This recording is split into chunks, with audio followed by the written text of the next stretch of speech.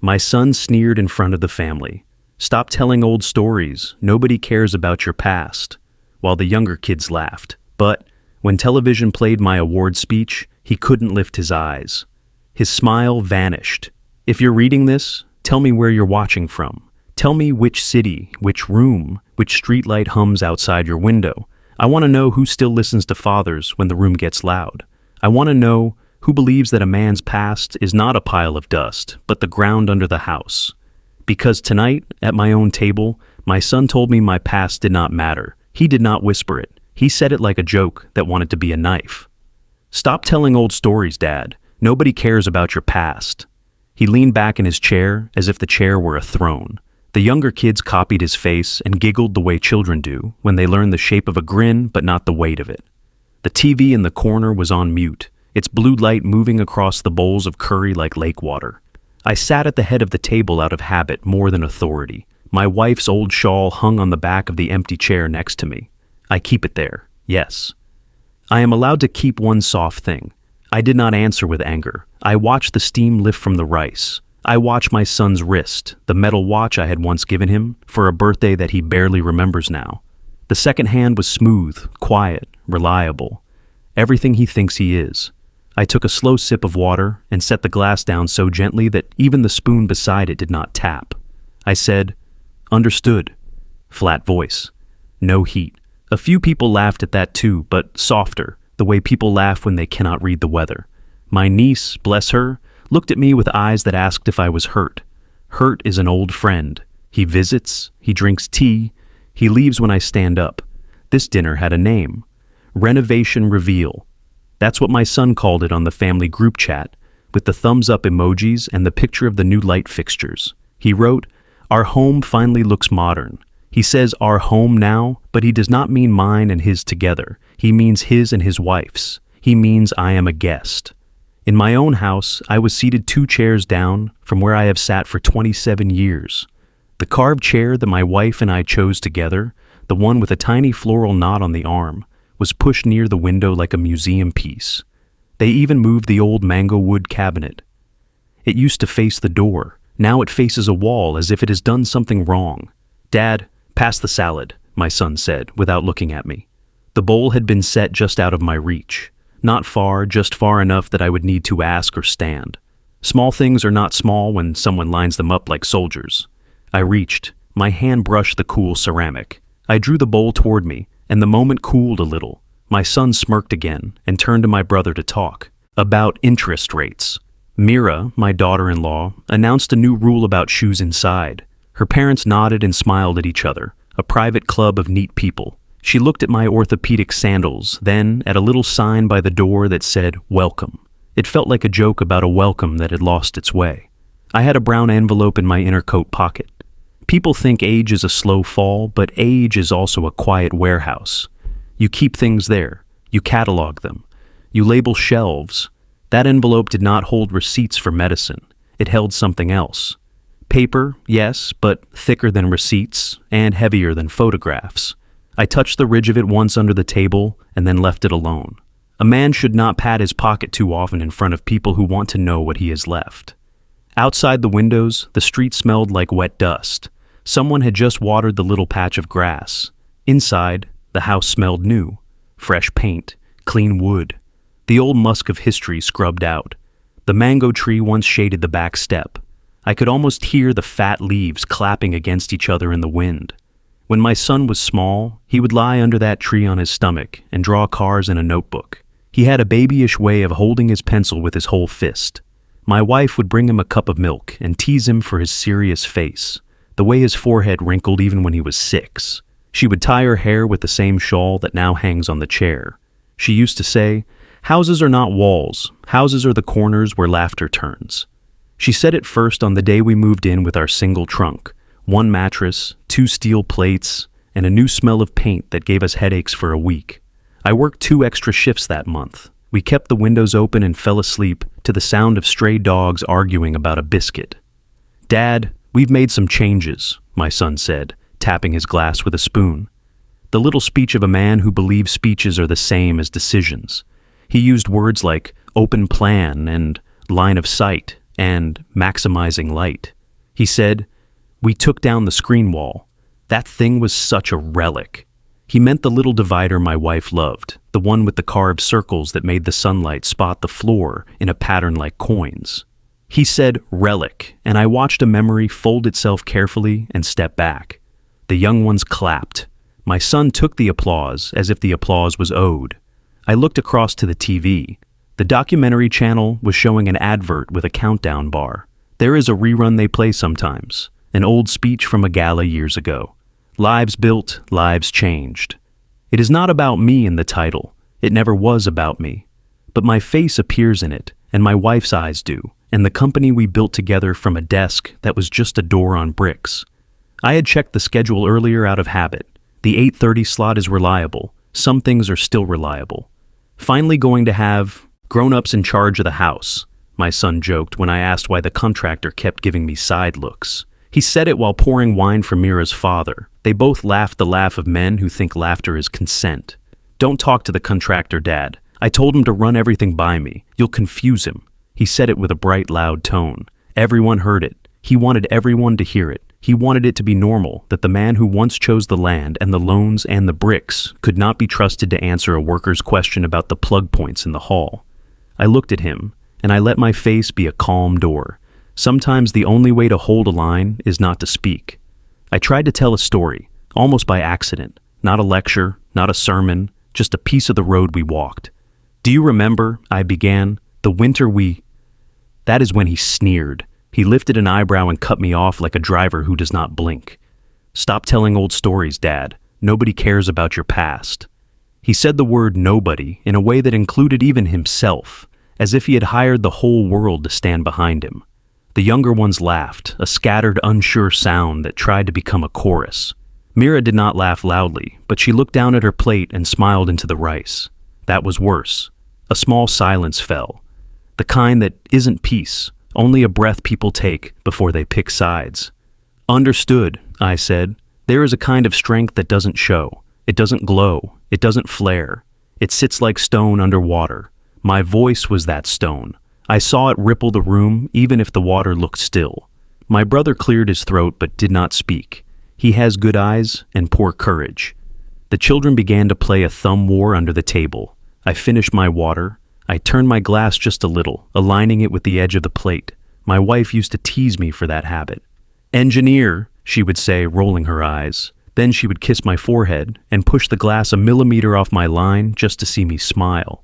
"By the way," my son said, as if remembering a funny thing, "we're planning a family trip in December, lots of trekking.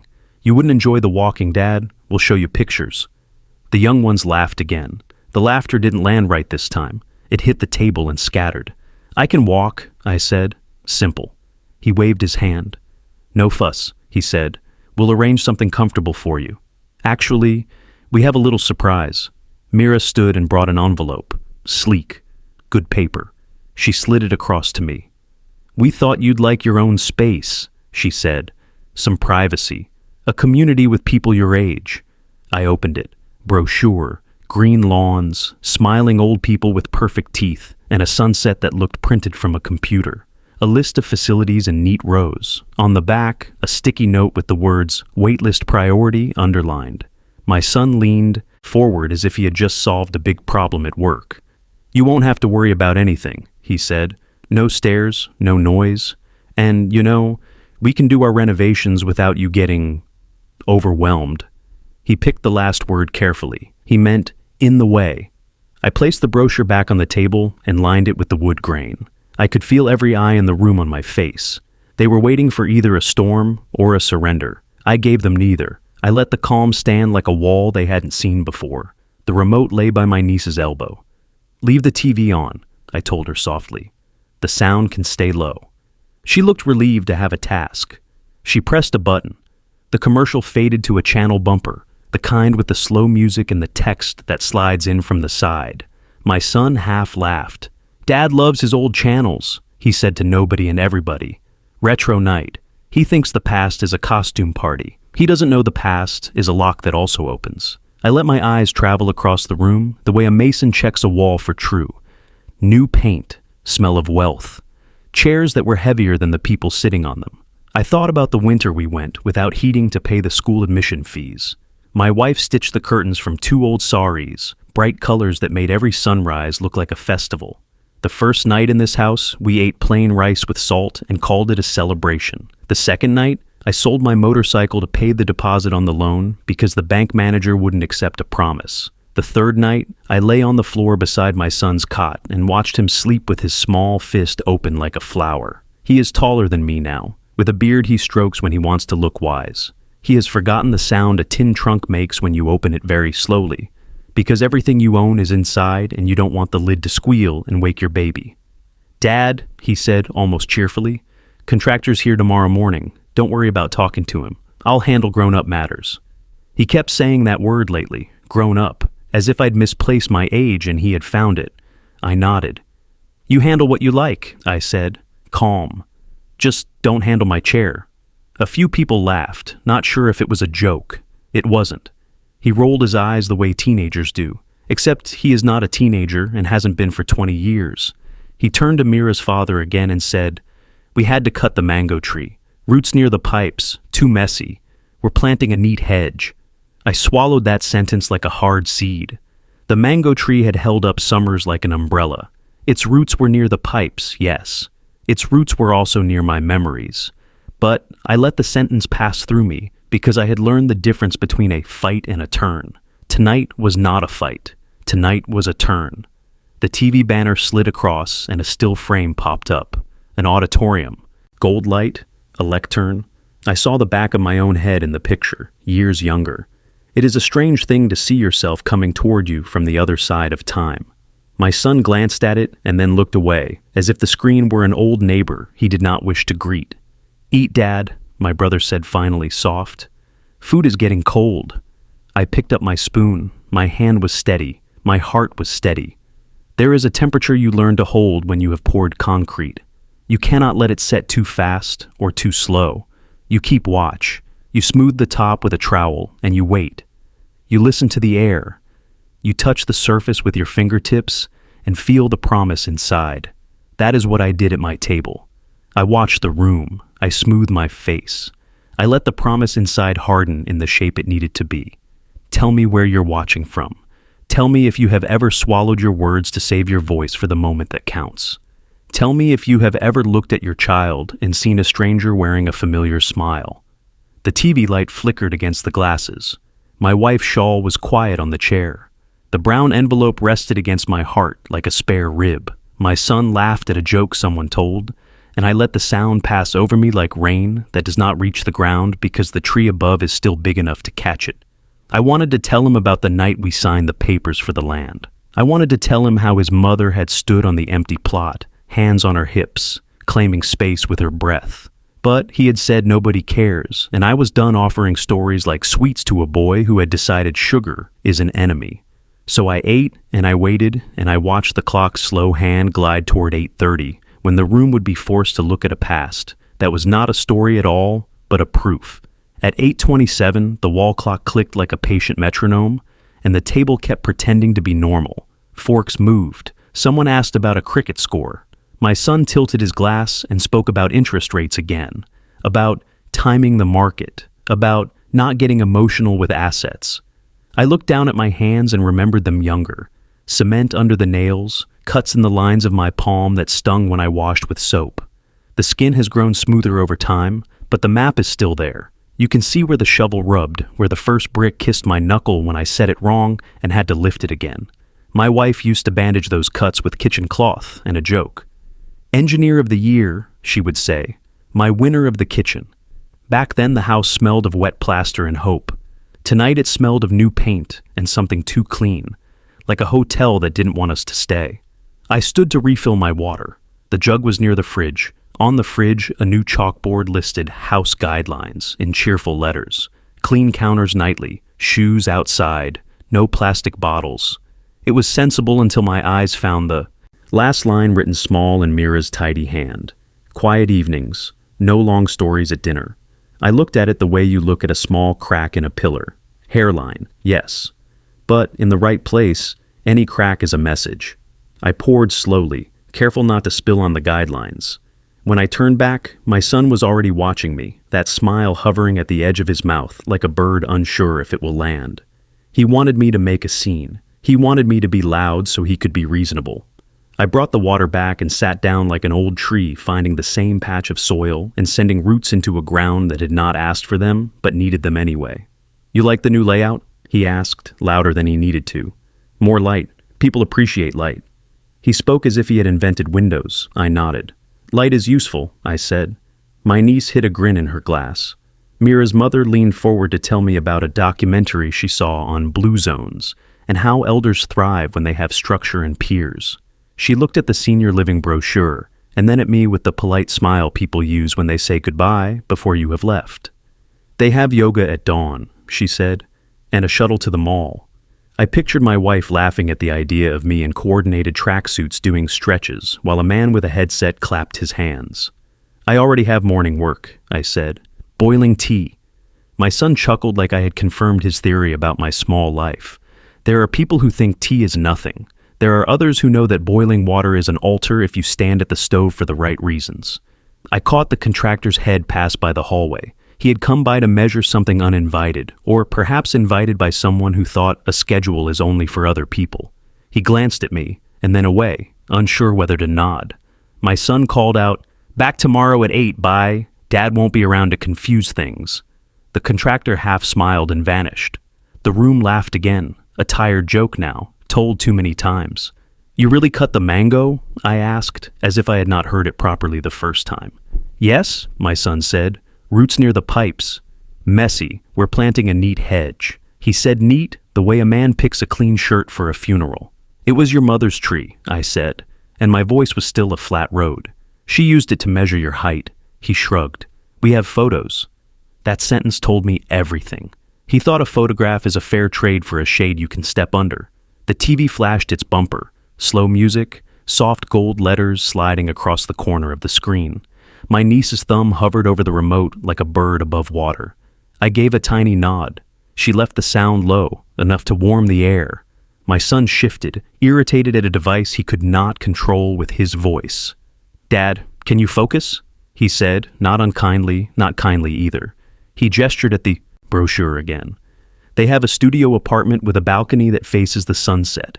You won't have to climb stairs. You won't have to hear kids running." He waited for praise. "You won't have to hear me," I said softly, "and that is the point." That turned a few faces. He laughed long and loud, as if old men saying the truth were a kind of stand-up comedy. "Come on," he said, "don't be dramatic." Drama, for him, is anything that does not fit in a spreadsheet. If you are watching this from a room where your father is quiet and you mistake that quiet for absence, listen. A quiet man is sometimes a dam. He holds back a river because he knows when to open the gates. I touched the brown envelope under my coat, a single brush of my fingers over the edge, like a priest touching a bell before prayers. Paper is humble until it isn't. Years ago, after my wife's diagnosis, when hospital corridors turned my steps into metal, I made a plan the way I make walls: measure twice, cut once, keep the line true. The company shares, the rentals, this house. We folded them into a family trust with rules as boring as rain and as reliable. I did not tell stories about it. I put signatures where signatures go. I filed papers in places where files sleep until they are woken for a very good reason. After the funeral, when the house felt too big for one heartbeat, I added one more clause: not to punish, to protect the roof we built. If a beneficiary living here used humiliation or pressure to push me out, the trust would tighten like a belt. Income would flow to scholarships for children from our old neighborhood. The deed would stay where it has always stayed, and the keys to decision-making would move out of reach of careless hands until hands learned care. I did not think I would need that clause. I wrote it anyway. When you pour a foundation, you do not pray that there will be no rain. You plan for it. You slope the ground away. You leave a channel for water so the house can stay where you put it. I thought of that slope now, while my son explained dignity. "You'll have your own space," he said. "You won't depend on anyone. Dignity is important." "Yes," I said. "Dignity is important." He did not hear what I meant. He heard his favorite word bouncing back to him like a ball off a wall. Across from me, my brother began a sentence and abandoned it. We just worry about you being alone, he tried. You know how winter gets. Winter gets cold, yes. It also gets clear. The air shows you things you do not see in summer haze. I am not alone, I said. Your sister-in-law calls me every day. The neighbor's boy brings milk. The plumber still tells me about his mother's knees as if I were a doctor. I am not alone. The children had stopped their thumb war. They were watching me now in the way children watch magic tricks they don't yet understand, waiting to see if the coin comes back behind the ear. A phone buzzed somewhere. My niece whispered, "It's 8:30. The TV image changed to an auditorium with gold light and a stage with a lectern. The chyron rolled across the bottom. Engineer of the Year, Community Impact. A photograph of a younger me filled the frame for a second and then slid away to the crowd. My son's hand, which had been drumming the table, paused mid-tap. "What is this?" someone asked softly, though the answer was already in the air. Mira looked from the screen to me and back again, as if she had opened a door she did not remember closing. "That old program again," my son said, trying for a joke. It sat on the table like a coin that wouldn't spin. The camera cut to a shot of my wife in a pale sari, sitting in the audience, eyes bright the way rain looks under streetlights. I felt that old ache like a bruise touched by accident. I do not cry in rooms that smell of fresh paint. I learned that at the hospital. On the TV, the host said my name. The room fell into a collected quiet the way a field goes still before a monsoon gust. My son stared at his plate, lifted his eyes for a moment, and then let them fall again. He folded his napkin and unfolded it. You learn a lot about a man by how he handles a simple square of cloth. My voice came out of the television. 10 years younger, rough from too many site visits, all rock and grit. I thanked my wife by name first, always first, then my crew, then the old neighbor who lent us his hose the day the concrete mixer died and we were going to lose a pour. I heard myself tell the hall how we had begun with a door laid over 2 bricks for a desk, how the company had learned that shelters are more than roofs, that a doorway can rearrange a life, that a latch a child can close and open without help is a kind of certificate. I spoke about the apprenticeships we funded when we could barely pay our own salaries, and about the first small scholarship we started with the spare money from a project that had come in under budget because everyone had decided to skip new boots and wear old ones for another month. I announced the pledge to divert a share of our dividends to an endowment for scholarships in the old neighborhood in my wife's name because she was the one who told me that a house is only as strong as the books inside it. The room breathed in unison, a quiet that tasted like electricity in the back of the throat. On screen, I lifted the trophy and said a line that had come out of me without plan that night. May we never grow so modern that we forget who laid the first brick. I heard the line roll across my own dining table now, like a slow wheel. My son stopped playing with his napkin. He did not look at me. He looked at the screen, and then at the brochure, and then at the shawl on the chair beside me, as if all 3 had negotiated behind his back to meet here. Mira's mother lowered her eyes. Her father cleared his throat. The children leaned forward. Someone's fork slid and made a single clean chime on a plate. "Dad," my son said, softer now, and left the rest of the sentence empty as if he had forgotten the words he used to know. He glanced at the chalkboard on the fridge and then back at the screen where the camera found my wife's face again, bright with tears she was not ashamed of. He tapped his watch, a small, nervous habit he had mocked in me when he was 15. I could hear the memory of his younger voice. "Why do you keep tapping?" he used to ask. "Because time is a stubborn friend," I would tell him. "He waits even when we are late, but he does not walk backward." The documentary cut to a short piece on the community build we did that year, the day we handed keys to 20 families, the way the wind lifted the little paper flags we had tied along the lane, the way that lane smelled of plaster and cumin and futures. You could see me standing with a boy who had my son's same age then, a boy holding a key like it was a medal. The narrator explained the structure of the trust in simple words because televisions speak to living rooms, not boardrooms. "A family trust," the voice said, "protects the home and funds scholarships for local students." The program did not mention clauses. It did not need to. It said enough for the room to understand that story and structure had shaken hands a long time ago. "Nice," my son said to the air, trying to climb back to his tone, to the smooth watch-hand version of himself. "Good times." He reached out, took the senior living brochure from where I had aligned it, and tucked it under another plate as if hiding it could make the idea sweeter. "We just want what's best," he added, the way people add sugar to tea that never needed it. I looked at him properly then, the way a father takes a long look at a son at the end of a day, counting the lines, the tired, the still boy inside the man, the wall he built to look taller. "What's best is very simple," I said. "A chair where it belongs, a tree that is asked before it is cut, a father who is not moved like a vase when the shelf gets crowded." I could feel the room choose between laughing and listening. It chose listening. My brother stared at the TV, and then at me, eyes wet at the edges. Mira traced a circle on the table with her finger, around and around, as if she were winding a string on a peg. My niece, without looking away from the screen, slid the remote a little closer to me, a small act of loyalty disguised as nothing. The contractor's boots thudded faintly in the hall as he left, the sound of work waiting for instruction. The clock clicked 8:41. The documentary lingered on my award speech one last time, then shifted to the credits with names most people do not read, but that I have learned to honor because names are the scaffolding of any building. "Dad," my son tried again, and I raised a hand slightly, not to silence, to set the tempo. "Eat," I said. "Food is getting cold." My voice was even. The envelope inside my coat touched my ribs when I breathed, not heavy, present. I did not need it yet. I wanted him to hear himself first in the quiet. It is a gift sometimes to let a person walk to the edge and look down and understand how high they are standing on someone else's work. He looked at the shawl. He looked at the chalkboard. He looked at the brochure half hidden under porcelain. He swallowed. It made a small sound, like a knot in a rope being tested. In the corner, the TV switched to a travel show. Mountains, a string of prayer flags, a man boiling tea on a little stove with blue fire that danced in the wind. People on screen stood in a circle and warmed their hands, and for a second, I could smell kerosene and smoke and cold air and my wife's hair when we once went to the hills, with a bag of oranges and not much else. My son reached for his glass and missed it by half an inch. He smiled to cover it. The smile tried to rise and then thought better of it. He looked down at his hand as if it had betrayed him, and you could see him search for his old rhythm, the smooth watch hand that always moved in one direction without a sound. "More rice?" I asked him quietly.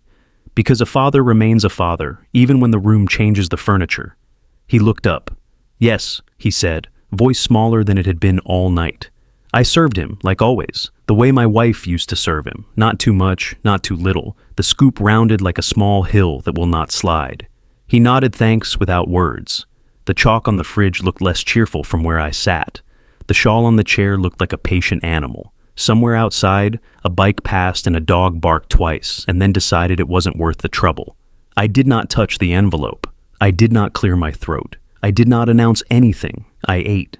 I watched the room understand that the television had not just played an old film, it had held up a mirror, and the face in it did not match the lines someone had tried to draw tonight. The air cooled. Plates were pushed gently, not theatrically. Knives were placed down with care. The applause from a decade ago had traveled through glass and wire to arrive in this small, bright, newly painted room, and it had landed not as noise but as a memory with a job to do. The job had begun. I could feel it in the way the children sat straight, in the way my brother looked ready to speak but honored the tempo, in the way my son's mouth could not decide whether to be proud of me or angry that the room had shifted toward a man he thought had run out of light. I reached for the remote, not to change the channel, but to soften the sound so my words wouldn't have to climb over the music. The travel show faded to a hush of wind and prayer flags. The room had been loud all evening. Now it listened like a classroom when the teacher rests the chalk and turns. "Ayan," I said, using my son's name fully, not the short boyhood version. "You said this isn't my house." He looked up in a small, automatic challenge, the kind men teach themselves because they think the lift of a chin is a shield. "I said it's ours," he replied, but the sentence didn't stand tall. "Is it?" I asked. Not an accusation, a measurement, like placing a level on a shelf to see if the bubble sits center. Mira's father shifted in his chair. Her mother fussed with a napkin. My brother's eyes begged me to be gentle, as if gentleness were a door that opened out of this room. The children watched with the quiet hunger of an audience that knows something is about to happen and does not know if it should clap. I stood. No rush, no sermon. I walked to the television and pressed the volume down one more notch. I saw my reflection for a second in the black border of the screen, the older version of the man who held a trophy a decade ago. Then I turned and went back to my chair. The brown envelope in my coat made a soft rustle against cloth, a sound so small could change the whole night. "I've been thinking about your word," I said. "Dignity." My voice stayed level. "You are right. Dignity is important. It lives in small places, in how we hand a plate, in whether a father is given a chair that still fits him, in whether a tree is asked before it is cut." He tried to talk over me with a "Dad, please," but the room had already chosen to listen, and his words fell away like rain that meets a roof and slides off. I pulled the envelope out. I didn't wave it like a flag. I placed it on the table as carefully as one places a newborn on a bed. "These are family papers," I said. "They are not a surprise to the people who helped make them, only to the people who never asked what held the walls up." "Dad," he said again, softer now, "what are you doing?" He smiled with the top half of his face, the way men do when they hope a smile can hold back truth. It didn't hold. Mira reached for his wrist. He pulled free without looking at her. I slid the first document out. The paper was thick, with the kind of weight that ink prefers. I turned it so the words faced him. "Do you remember," I asked, "the week after your mother's diagnosis, when we were sitting in the hospital corridor and the vending machine ate our coins twice and we laughed anyway?" His jaw worked once, as if remembering required muscle. "You were in school," I went on gently, "and I told you I would handle the paperwork. You said you didn't want to talk about all that boring stuff. I said, that boring stuff holds the ground still when the wind rises." I meant it. Mira's mother leaned in to read the header. She stopped when she recognized the seriousness of the font. My brother breathed out something like a prayer. I tapped the page with my forefinger, not for drama, for clarity. "This is the family trust," I said.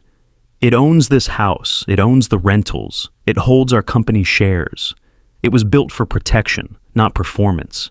It has rules, the kind that seem strict only to people who were planning to break them." My son blinked. "What rules?" he asked, and the question had boyhood in it. I let the memory wash over us of a boy on his stomach under the mango tree, pencil clenched in a fist, drawing cars that could go anywhere and nowhere. "There's one I must read tonight," I said, because words should be spoken aloud for them to stand. I slid out a second sheet, shorter, with a tab that made finding it easy in a hurry. "If the settler," I raised my eyes, "that is me, faces sustained humiliation or coercion by a beneficiary living in the primary residence, then occupancy and income rights revert for 5 years to the scholarship wing of the trust. The house remains in trust. The settler retains full occupancy. Decision authority on capital changes is paused for the beneficiary and assigned to the board of trustees and the acting CO. Oh, I watched him flinch at paused. He wears the word authority like a tie. He has been tugging at it all evening. "This isn't," he began, but I held up a hand, not to silence him, to keep the line. "The rule is not a story," I said. "It is a pillar. You can lean on it, or you can walk into it with your head. It will not move either way." Mira found her voice. "It sounds harsh," she said, eyes flicking to the children. I smiled, but not the warm kind. "Harsh is a chalkboard that says, 'No long stories at dinner,'" I answered. "Harsh is cutting a tree that held a boy's height, because a neat hedge photographs better. These papers are not harsh. They are careful. They prevent a family from confusing convenience with care." I took out the third sheet, the shortest one, a single page with a space near the bottom where a pen had left half a signature. "This is a trigger note," I said. "It records a date. It records a cause. It moves levers I built for days like this and then hoped I would never need." I slipped a pen from my shirt pocket, a cheap pen, the kind you lose and do not mourn. Funny how the smallest tools sometimes do the biggest work. I placed the pen beside the page. I did not pick it up. I let it sit there like a clock with 2 hands waiting for someone to learn the time.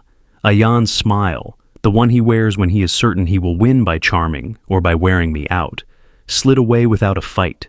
For the first time that night, his face looked like the boy he was when he came home from school with a broken ruler and a story that ended with, "And the teacher said I should have listened."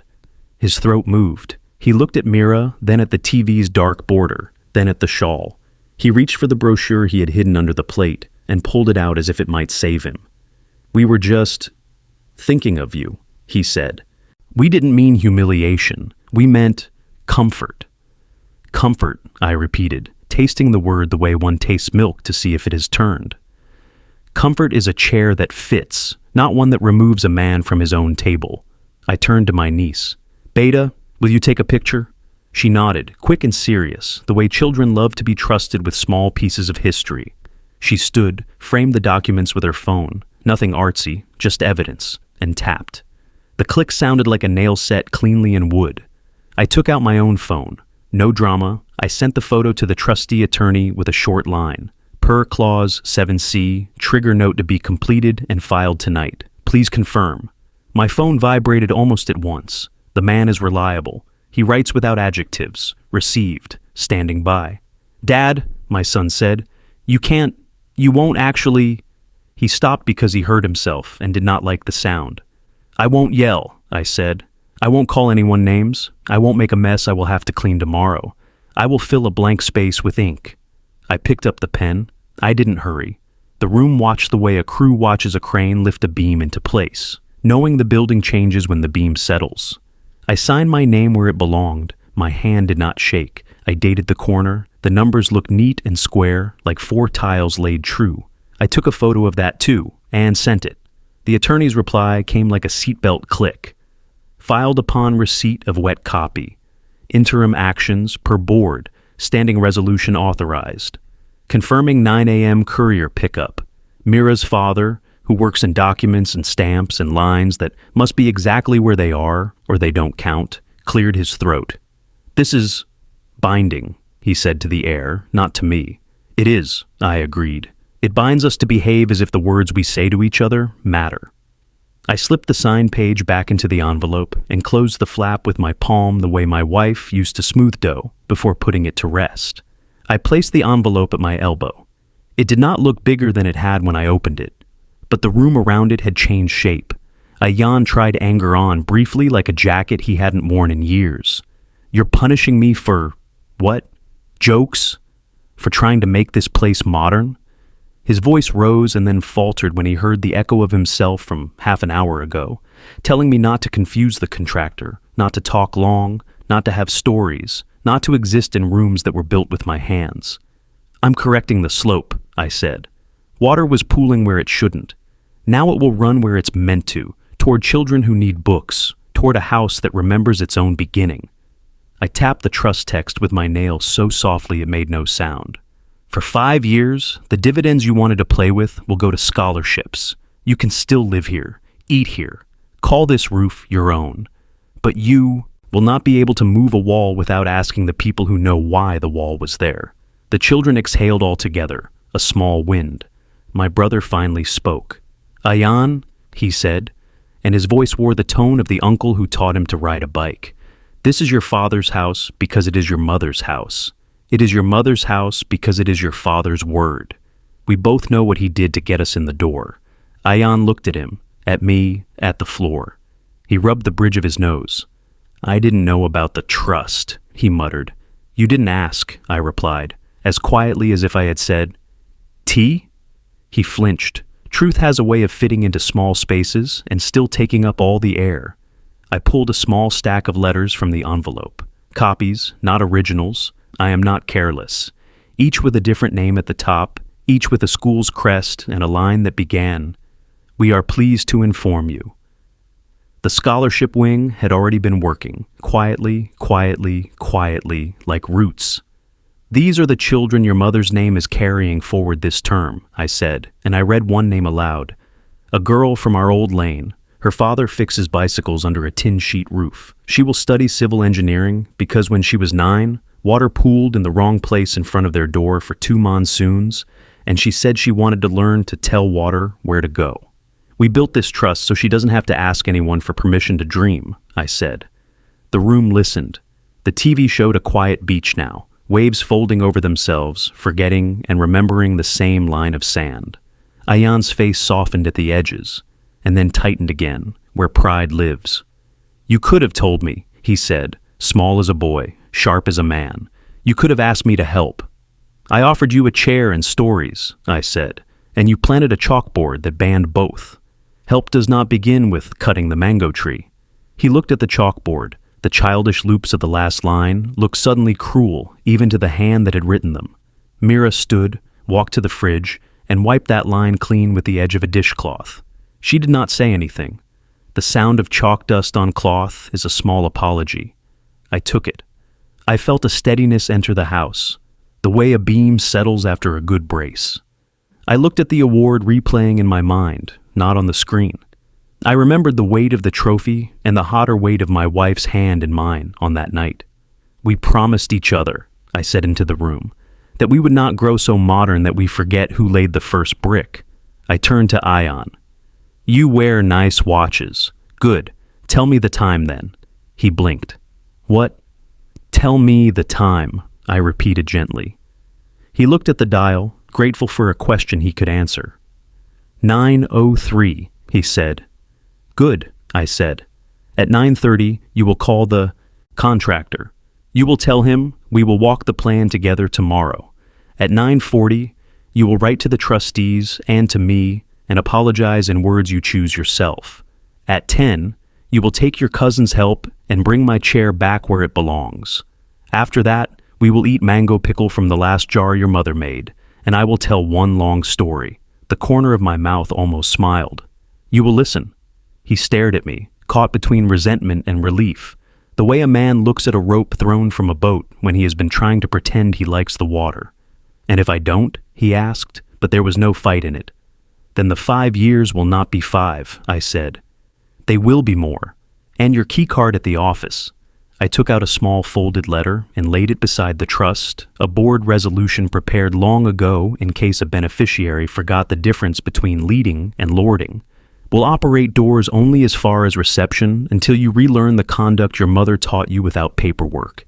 He swallowed. His smile tried to rise in defense and then fell away, empty-handed. He looked young in that instant. He looked like my boy on the floor under the mango tree, worried that the pencil line would not be straight and hoping I would steady his hand with mine. Mira leaned toward him. Ayan, she whispered, and the sound of his name in her careful voice did the work no argument could. He nodded once, a short movement that cut a rope clean. Okay, he said. I'll call. I'll write. He glanced at me, and then the shawl, and then the papers. I'll listen. The children breathed again. My brother wiped his eye roughly with the back of his hand, the way men do when they think crying needs to be hidden like money. I poured more water, the same simple action I had begun earlier in front of the chalkboard, but the room had changed its temperature around me. I turned to my niece. Put the travel show back up, I said, and she did, and the little stove on the mountain burned blue again. Tea? I asked the room. It laughed softly, a better laugh, like wind going through the right leaves. Yes, several voices said at once. I stood and moved to the kitchen like a man walks through his own house. Cabinets know the reach of your arm when you have lived long with them. The kettle hissed. The first boil rose. I measured leaves by habit. Mira came to stand beside me, quiet. She opened the small tin of sugar and held it out. 2? She asked. 1, I said. And a half for your mother-in-law, she replied without thinking, and then she put a hand over her mouth because the sentence had exited the past and walked into the present and sat down. Yes, I said softly, and a half for her. From where I stood at the stove, I could see the dining table, the papers resting like the simple tools they are, my son holding his phone, composing a message he would not have. Imagined writing an hour ago. He typed, deleted, typed again. He raised his head and looked at me, not a challenge, an ask. What should I say? He asked, the admitting of not knowing the bravest thing he had done all night. Say what is true, I told him. That you forgot who laid the first brick, that you will remember, that you will make it easy for the house to remember with you. He nodded. He wrote. He hit send. The contractor's reply arrived fast. Yes, sir. We'll meet you and Dad at 9. We'll bring old plan and new. The trustee's office wrote back more slowly, in proper sentences, acknowledging receipt and expressing appreciation for renewed alignment with the trust's purpose. Words like that do not hug you. They hold you up. Sometimes that is the same thing. I carried the tray back, cups knocking softly like polite guests greeting each other. I poured. I handed my son his cup last, the way my wife used to, because he always drank too fast and burned his tongue and learned nothing. He took it with both hands. That small respect, learn it again, turned in the air and made the room feel bigger by a square foot you could not measure with tape. He looked at me over the rim. No speech sat on his tongue. Good. Speeches at the wrong time are only more chalk on more boards that say the wrong things. I sat. The shawl on the chair felt warm in the light. I thought of the mango tree, stump raw, and decided I would plant 2 saplings tomorrow, not as revenge, as repair. Children need new shade to grow old stories under. My son frowned down at his phone again, and then looked up. "Dad," he said, "which story will you tell?" I considered. The room leaned with him. "The one about the day we moved in," I said, "and how the old neighbor brought us a hose when the mixer died, and how your mother's sorry curtains made the morning look like a festival." He smiled, not the performance smile, not the small grin of winning, but the simple one I have kept in a drawer of my chest for years. He nodded. "Okay," he said, "tell it." His voice had the roughness of a road being laid, stones settling under a roller, ready to be walked. I began the story the way my wife used to begin a prayer, without hurry, with both feet on the ground. "We moved in on a Thursday," I said. "There were 3 spoons, 2 plates, 1 mattress, and a baby who refused to sleep unless he could hear our voices." The children pulled their chairs closer. Ayan leaned back as if to play the old role of a man who was not interested, then caught himself and leaned forward. Good. Interest is a choice, and tonight he was choosing it. "The mixer died at noon," I said. "Concrete halfway poured, sun boiling, temper rising. The driver said he could not wait. The crew said the day would be wasted. I felt the first drop of panic, like a bead of sweat that doesn't fall. Then the old neighbor, remember him? The one with the blue bicycle, walked over with a hose. "Water is like advice," he said. "It only helps if it reaches in time." We rigged the hose to the drum. We pushed. We finished the pour before the shade left the lane. I could taste the dust again, the grit in my teeth, and the sweetness of a problem solved by one person refusing to look away. Ayan's lips parted. "I remember the bicycle bell," he said, surprised his mouth had kept that. "It rang like a laugh." I nodded. "Your mother laughed too," I said, even when the paint smell made her dizzy. She tied the sorry curtains and clapped at the sun that came in through the circles of the screen wall like coins. "We ate rice with salt and called it a feast. We slept on the floor, and your tiny fists kept opening, like flowers practicing." I paused. The TV added a soft ocean sound from a place that was not our city, but the rhythm matched my memory anyway. Mira's fingers stopped their circle on the table. "I didn't know it was a Thursday," she said. It sounded like a small confession. I smiled and poured her more tea. "Thursdays are good days for starting something that needs patience," I said. "The week has learned enough by then to not show off." The room warmed by a degree the thermostat could not measure. There are heats that come from wires, and others that come from words finding their home. Ayan ran a hand across his beard, not smoothing, just feeling the bristle as if it could read him. "Dad," he said, and this time the word carried no edge. He swallowed. His eyes flicked to the shawl.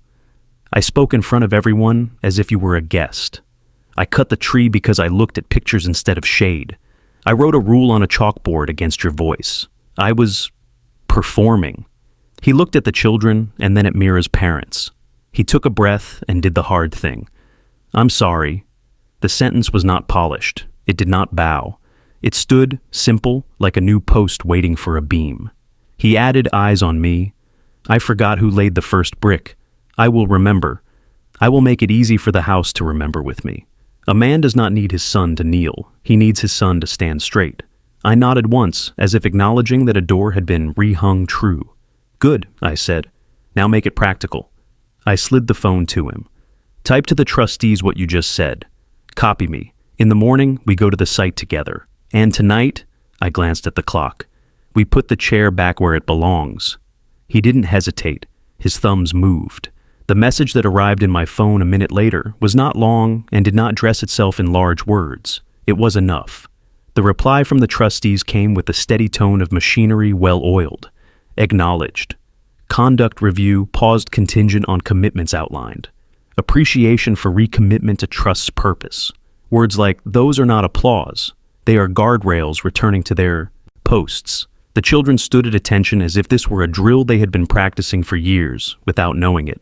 We'll help with the chair, my niece said. And the pickles, my nephew added, a boy who knows where the real treasure is. Ayan pushed his own plate back, wiped his hands on a napkin, and circled the table to the carved chair exiled near the window. He lifted one end, I took the other. We did not speak. Sometimes, after loud sentences, silence is the most honest sound. We carried the chair to the head of the table, the weight nothing like the first time I moved it alone all those years ago. We set it down. I rested my palm on the arm where my wife's fingers used to drum to some song she alone could hear. Ayan watched my hand. He did not touch the wood until I lifted my palm. Then he laid his own where mine had been. Small rituals teach big habits. Mira went to the fridge. She took the chalkboard down. She erased the last line fully, but she didn't stop there. She wrote in careful print, not pretty, not performative. Evenings, one long story at dinner. She looked at me for permission, the way a respectful daughter asks if a dish needs more salt. I nodded. Her mother, who had been stiff with a certain kind of pride all evening, softened like dough, finally getting water. She said almost to herself, my father used to tell stories about the trains and the blackouts. I can still smell the kerosene. She smiled in the direction of a kitchen 20 miles and 40 years away. Pickle? I asked, and the room answered like a choir. I went to the pantry, reached high, and brought down the last jar my wife had made. The oil had taken on that deep gold of something that is ready to be honored. Ayan unscrewed the lid and breathed in, eyes closing as if the smell itself could build a room. She always hid the soft mango pieces under the hard ones, he said, suddenly 10 again. So you would think the jar was finished, and then there'd be treasure. He looked at me, a little startled by the child that had just spoken from his own mouth. Yes, I said. She was always making sure the end was kind. We ate like a family that had decided to start again, not to pretend the past hours didn't happen, but to let them compost into something that could feed tomorrow. After, while mugs still steamed and the TV said things about coastal roads, Ayan stood and cleared his throat. 9:30, he said, glancing at his watch. Time to call the contractor. He put his phone on speaker. The man answered like a worker who sleeps with his boots by the door. Gee, sir. Bye, Ayan said. Tomorrow at 9, my father and I will walk the plan with you. Bring the old drawings, the new, and a chair for him near the table. We will not cut anything else without talking. The contractor exhaled a relief he hadn't wanted to show. Done, sir, he said, and sorry for today. We'll begin clean, I said. Bring measuring tape, chalk line, and tea biscuits. It will be a long morning. Later, Ayan drafted the second note, the one to the trustee board and to me with the apology formalized. He kept looking up between sentences, asking with his eyes if the words were honest. I nodded when they were, shook my head when they were not. He made the corrections himself. When he signed and sent, he did not look like a man finishing a chore. He looked like a student submitting a design he hoped would hold under load. It was a new shape on his face. I let myself be quietly proud of it. The house breathed. That is the only way I can describe the sound in the walls when a wrong has been named and a right set in motion. The air moves differently. Objects look as if they have stopped clenching. Even the television picture seemed cleaner, as if the brightness had found its proper place. Tomorrow, I said to the children, we will go to the nursery and pick 2 mango saplings, one for this yard, one for the lane near the school. Every year you will measure yourselves against it and send me the numbers, even when you are taller than everyone in this room. They cheered in the way small people cheer when they have been given something to measure that isn't money or marks. We did the small tasks that mean you intend to live well. Dishes washed, table wiped, papers placed in the drawer where important things sleep. My brother found the old brass key hook and screwed it back into the wall near the door. When he finished, he saluted it, and we laughed. I put my wife's shawl across the chair back and smoothed it the way my hand knows how, when my mind is somewhere between a room and a memory. Ayan stood beside me without speaking. He reached out and straightened the corner I had missed by a thread. He did it exactly the way she would have done, with a tiny flick that says, I see. Walk with me, I said. We stepped out to the back, where the mango stump sat like a blunt sentence. The night smelled of wet earth and car tires cooling. Streetlight turned each leaf into a coin, exactly as my wife had once admired inside the screen wall. I knelt and placed my palm on the cut wood. "I'm sorry," Ion whispered, and he wasn't talking to me alone. He crouched too, fingers brushing the rings that tell time without numbers. "We'll plant," he said. "We'll wait." "Waiting is work," I said. "You don't do nothing while a tree decides. You water, you guard, you learn how to look." He nodded, absorbing the apprenticeship of patience. We went back in, and I told the rest of the moving in story. How the first monsoon tried to trick the new roof. How we chased leaks with buckets, laughing like fools as if catching water were a sport.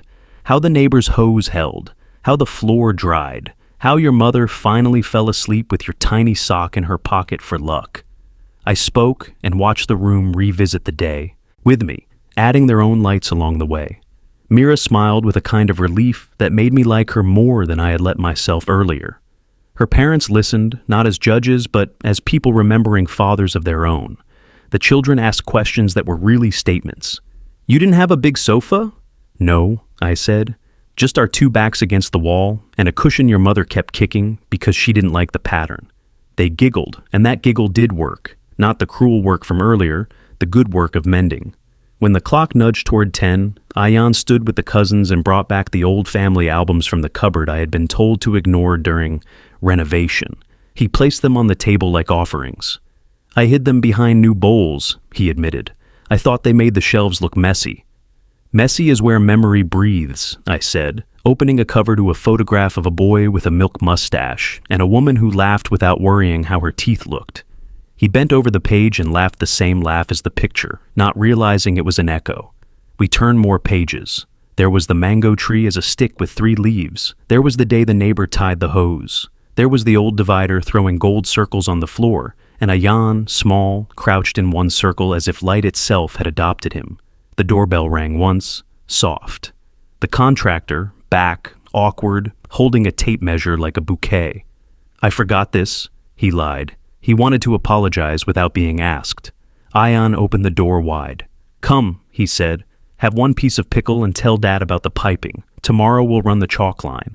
The man hesitated, then stepped in with his shoes off, a simple respect that ticked an invisible box in my head. He ate 1 piece of mango like it might decide whether or not to stay in his mouth. He closed his eyes, smiled, and said, "Madam made this?" "She did," I said. "She left enough kindness inside to last." He nodded, eyes low. "Then the line will be straight," he said, as if that were the only logical consequence. When everyone had left or gone to their rooms, when the hum of the fridge took over the orchestra of voices, I sat in the chair. The shawl warmed the side of my neck, as if a breath had found its way through time. I did not think of victory. I thought of alignment. You do not win against your own child. You correct the angle until the beam sits true and the roof stops complaining. The trust papers lay quiet in the drawer. They had done their work publicly. Now they would go back to doing their work in silence, which is their favorite way. Tomorrow we would plant. Tomorrow we would walk plans. Tomorrow we would stand in the dust and choose where the new light should fall so that it remembers how the old light used to dance in circles on the floor. I stood and walked through the rooms, touching door frames with my knuckles. The way a mason tests if the arch will hold. The house answered with that small wooden thud that says, "I am here." In the kitchen, cups turned upside down waited for morning. On the chalkboard, Mira's line held, "Evenings, 1 long story at dinner." In the hall, the key hook kept its quiet promise. On the table, the albums slept. On the TV, the mountain show promised a sunrise somewhere else. I opened a window and let in air that smelled of damp stone, diesel, and the faintest ghost of mango. Maybe it was only in my head. That is where most of the important things live until we build them outside. I returned to the chair. Ayan stayed a moment, hovering like a boy who does not want to ask permission to be 12 again. "Sit," I said. He sat on the floor near my feet the way he used to, back against my shin, head tilted so he could see my face. "Tomorrow," he said, "after the nursery, could we go to the lane to give the second sapling?" "Yes," I said, "and you will carry the hose." He laughed, a short, free sound. He rested his hand on the floor and tapped it twice. "Thank you for not shouting," he said. "You would not have heard me," I replied. "I wanted you to hear yourself." He stood, placed his palm on the arm of the chair, then bent and pressed his forehead to the wood. It was not ritual, it was instinct. He left to write the long letter the trustees had not asked for, but that he owed himself. I stayed a while, listening to the clock, that stubborn friend who will never walk backward. I closed my eyes and saw my wife's face at the award show, the way she looked at me like a house looks at the hands that made it. "We did okay," I told her quietly. "We kept the line. We planned it again." The shawl did not answer. It didn't need to. If you have been here with me, if you have watched a room go from loud to listening, tell me where you're watching from. Tell me if you've planted something you cut by mistake. Tell me the names of the people who brought you hoses when the mixer died. Share this with someone who has a chalkboard that needs a new last line. Leave your own story in the comments so the room can learn. And if you want to hear how the saplings take, and whether the contractor's chalk line holds straight, you know what to do. Like, share, comment, and subscribe.